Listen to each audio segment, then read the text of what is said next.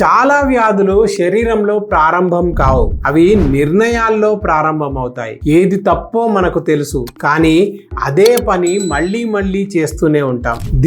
ధృతి స్మృతి భ్రంశాం ప్రజ్ఞాపరాధ అంటే బుద్ధి నియంత్రణ జ్ఞాపకం దెబ్బతిన్నప్పుడు దాన్ని ప్రజ్ఞాపరాధం అంటాం. అర్థం ఏంటంటే తెలిసే తప్పు నిర్ణయం తీసుకోకూడదు.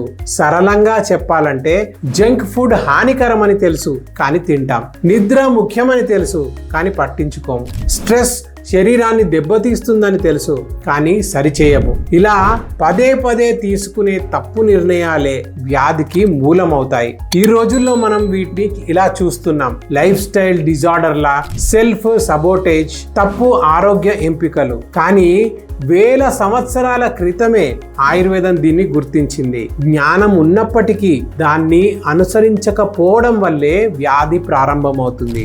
ఆరోగ్యం అనేది కేవలం ఆహారం లేదా మందులతో మాత్రమే రాదు, అది అవగాహనతో అనుసరణతో వస్తుంది. బుద్ధిని సరిచేస్తే శరీరం స్వయంగా మారుతుంది. ఇదే శ్లోకం నుండి సైన్స్ వరకు ప్రయాణం. స్పష్టంగా వివరించిన నిజమైన ఆయుర్వేద జ్ఞానం కోసం వర్ధన్ ఆయుర్వేదాన్ని ఫాలో అవ్వండి. ఎందుకంటే నివారణ మనస్సులోనే ప్రారంభమవుతుంది. మీరు ఆపాలని తెలిసిన ఒక చెడు అలవాటు ఏమిటి?